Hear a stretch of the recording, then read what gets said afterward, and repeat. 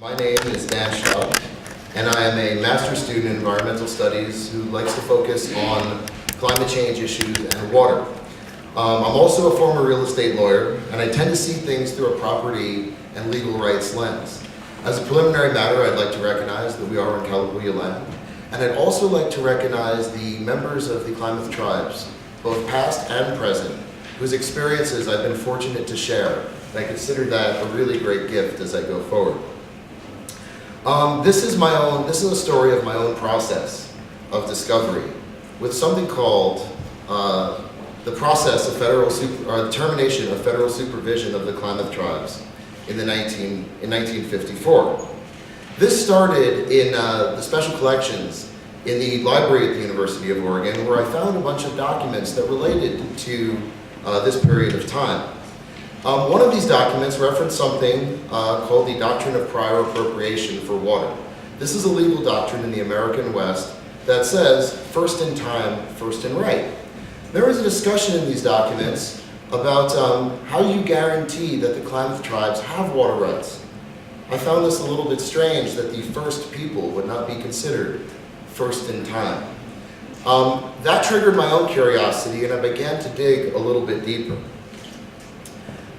First of all, I wanted to get into what is the process of termination of federal supervision.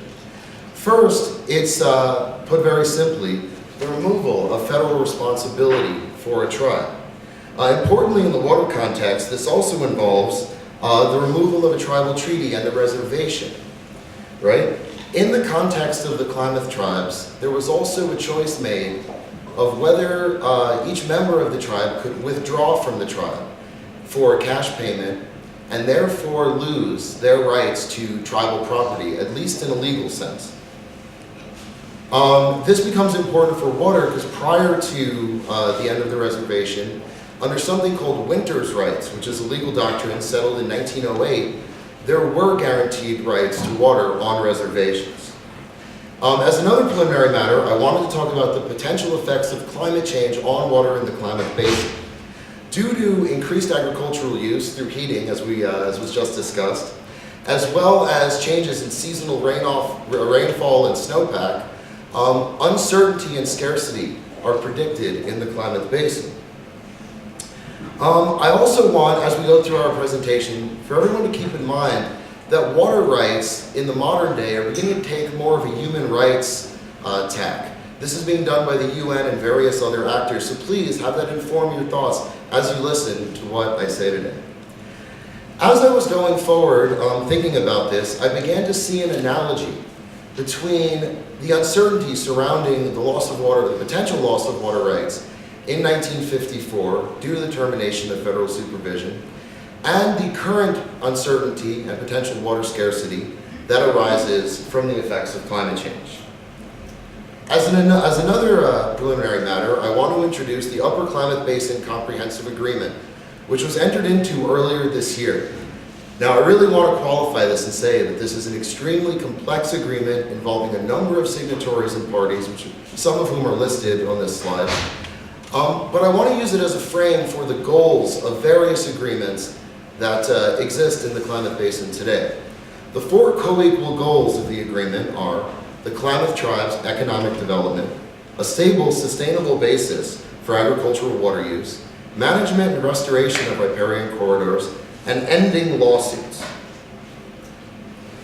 I also want to introduce a few guiding principles that we learned in class about indigenous knowledge. And I want to make a few things very clear before I talk about indigenous knowledge. I'm not generalizing about the beliefs, past or present, of the Klamath tribes or any other groups.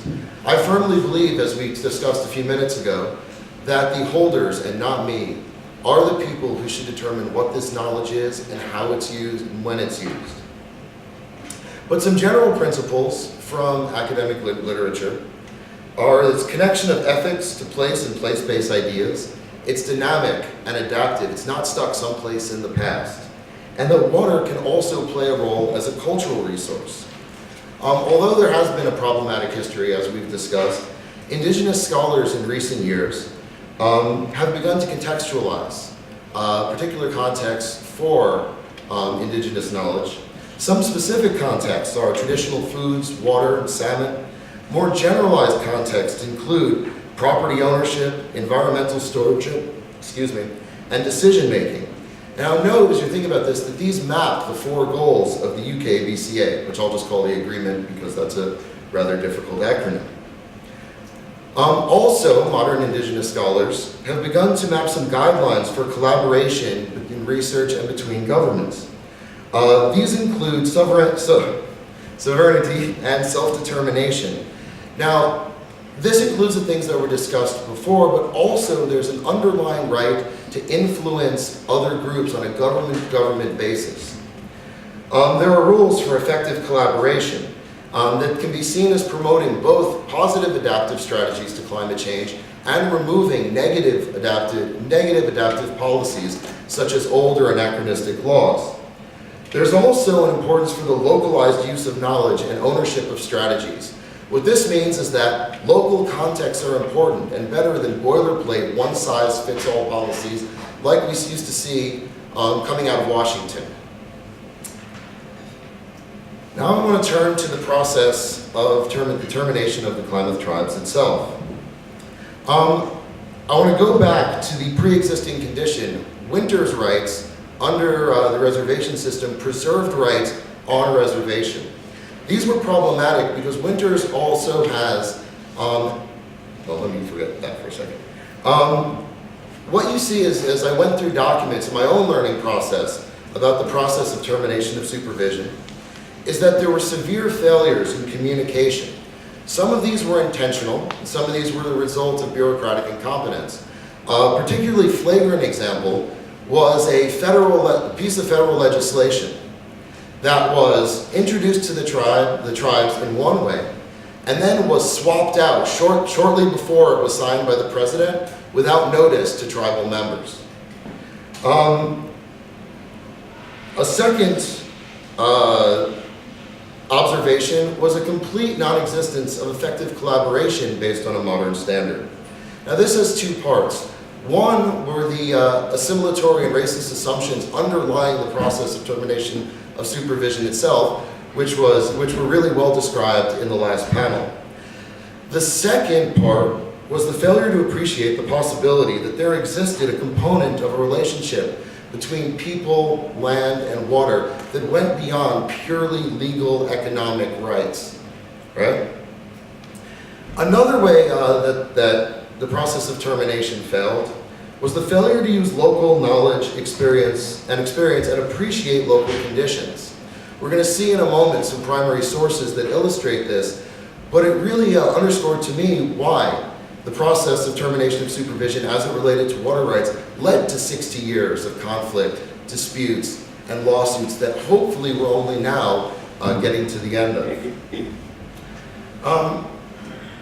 These slides I really appreciate, the next 2, because they are primary sources.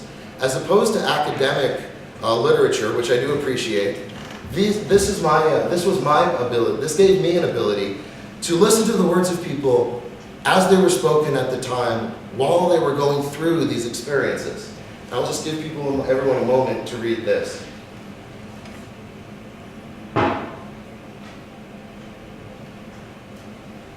This slide illustrates to me 2 things. One is the connection between life, water, and land.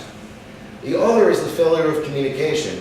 Boyd Jackson, who was a tribal leader of the Klamath tribes in the 1940s and 50s, was complaining that no records had been made available to us about how this process was entered into, how it was determined. The second slide is from Forrest Cooper, who's the Council of the Public Lands Committee of the Association of Oregon Counties. This statement was made less than 4 months before termination. It was our feeling that if under adjudication or the treaty rights of the tribe, the Klamaths have any water rights, they should be given to the state of Oregon in trust. I feel someone should find out on behalf of the Klamath what their rights are so that the Indians can use them. When I mentioned bureaucratic incompetence earlier, that's what I was talking about. That no one had taken the time to figure out what was going on before a life-changing process was put into effect. Given this, is it any surprise that the process turned out as poorly as it did? Finally, here are some recommendations for dealing with climate change water uncertainty under the UKBCA and in light of its many and varied signatories. First of all, is creation of knowledge sharing structures. This does not mean that everyone should be expected to fully understand or comprehend different forms of knowledge, but people should understand and appreciate that they exist. Second, there should be a reduction of anti-adaptive policies. This includes an adequate and nuanced effort to understand potential uncertainty, optimally before it arises, from all applicable standpoints and perspectives. By so doing, you can direct additional necessary agreements, frameworks, and communication so as to avoid anti-adaptive errors. Third, there should be high-level interaction and influence. Collaboration on a high level, either on a governmental, quasi-governmental, or independent basis, i.e. with local organizations or people. Optimally, this would appreciate the ability of the Klamath tribes to influence others and thereby effectuate a leadership role. Thank you very much for your time.